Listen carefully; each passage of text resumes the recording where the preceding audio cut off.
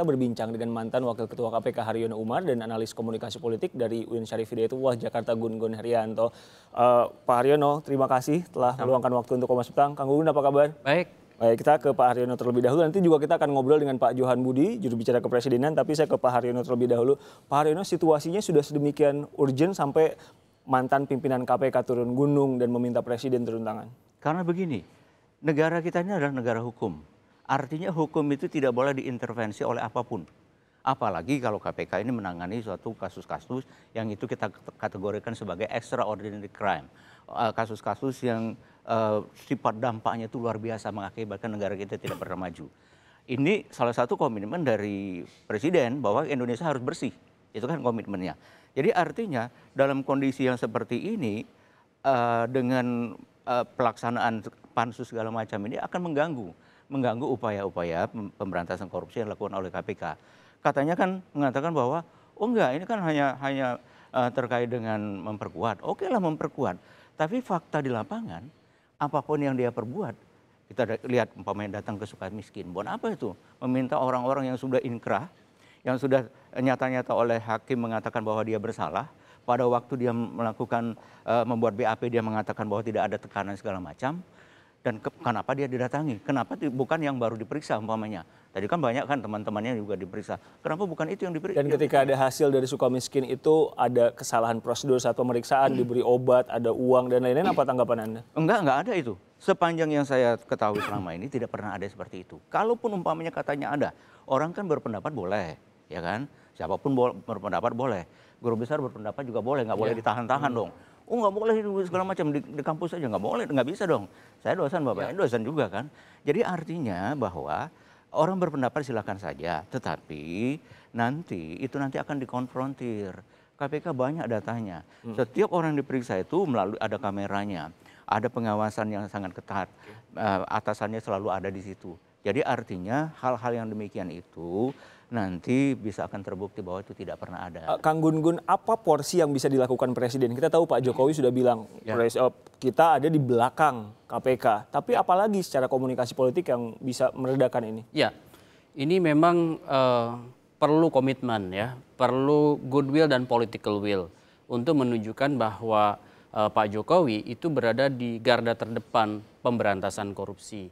Sebagai kepala negara, kepala pemerintahan, goodwill dan political will itu menjadi penting. Seharusnya memang pada saat awal-awal pansus itu akan dibentuk dan itu kemudian konstelasinya ada di DPR, sebenarnya peran-peran presiden itu bisa melalui ragam kekuatan yang dimilikinya. Seperti partai politik yang kemudian menjadi bagian dari pemerintahan. Kan ada kongsi yang kemudian menjadi pembentuk pemerintahan. Tapi ada anggota pansusnya juga dari partai. Justru itu makanya kemudian akhirnya kan pansus terbentuk dan proses politik bergulir. Dan saya melihat ini sudah merambah kemana-mana nih ketika misalnya datang ke Sukamiskin dan kemudian melakukan blow up opini publik yang kemudian dalam tanda petik saya melihat itu ada indikasi-indikasi mendegradasi ya kan dengan pernyataan misalnya pada saat pasca pengunjungan ke Sukamiskin itu terhadap institusi KPK. Apa yang ingin disampaikan DPR? Saya melihat begini, ini menurut saya bagian dari mata rantai proses-proses power relations atau relasi kuasa. Dan relasi kuasa itu menurut saya jangan dibaca hari ini aja, tetapi ada proses-proses juga yang kemudian ada sebelumnya. Contoh misalnya Oktober 2015. Itu kan ada inisiatif untuk kemudian memasukkan revisi Undang-Undang KPK itu ke dalam prolegnas. Dan kalau kita lihat di dalamnya juga sejumlah rencana revisi itu berpotensi melemahkan KPK. Ya kan seperti misalnya usia KPK yang 12 tahun setelah undang-undang kalau revisi itu disahkan. Kemudian misalnya kewenangan KPK yang banyak diamputasi. Hal-hal seperti ini harus dibaca sebagai benang merah bahwa proses hari ini yang terlihat setelah revisi Undang-Undang KPK mendapatkan tekanan publik, resistensi dari publik, kemudian masuk ke ranah hak. Benang merahnya memperkuat atau memperlemah? Saya melihat benang merahnya melemahkan. Kalau diksi yang Pak Haryono gunakan dengan kegiatan dari pansus KPK ini apa? Apa yang Anda coba baca dari ini? Ya kelihatannya kan dia mencari-cari di mana umpamanya posisi untuk membuat KPK, memperlihatkan KPK bahwa punya masalah.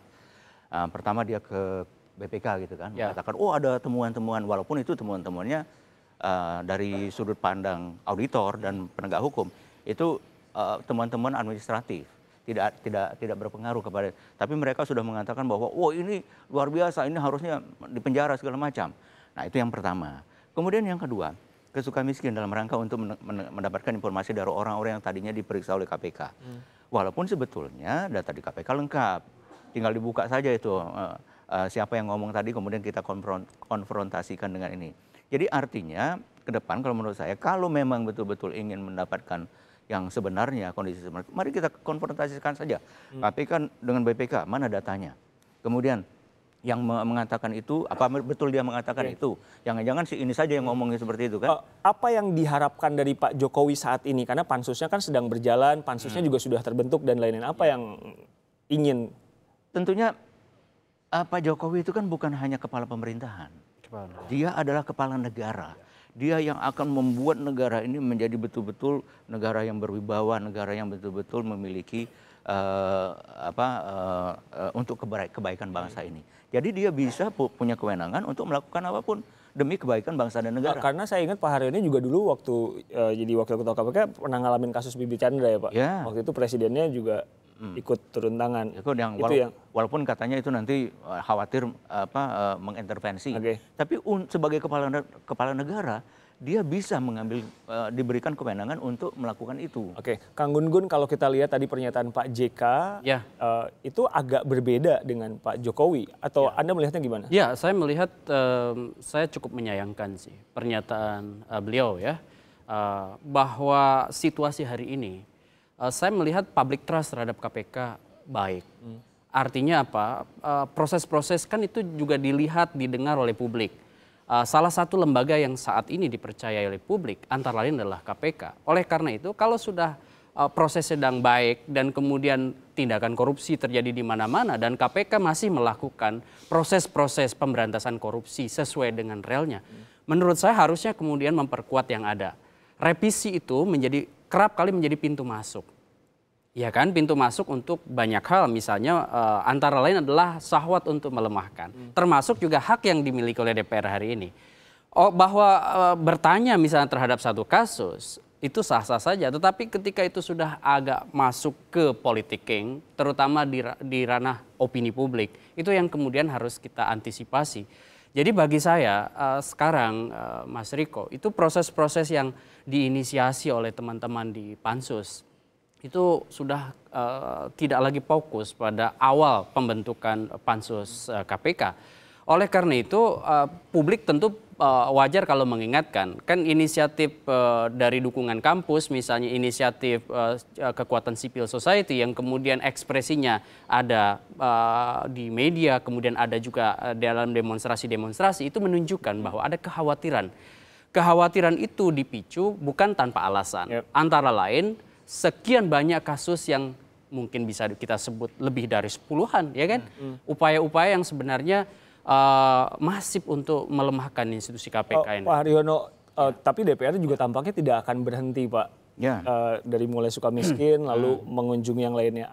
Apa kekhawatiran Anda? Jadi kan begini, mereka mengatakan hak. Oke lah itu hak konstitusi segala macam. Harusnya kan kewajibannya dulu dong, ya. Kewajibannya umpamanya. Tapi kewajibannya umpamanya tadi terkait dengan anggaran KPK. Katanya mau diblokir segala macam. Artinya dia tidak melaksanakan kewajibannya. Oke lah, sekarang katanya hak itu.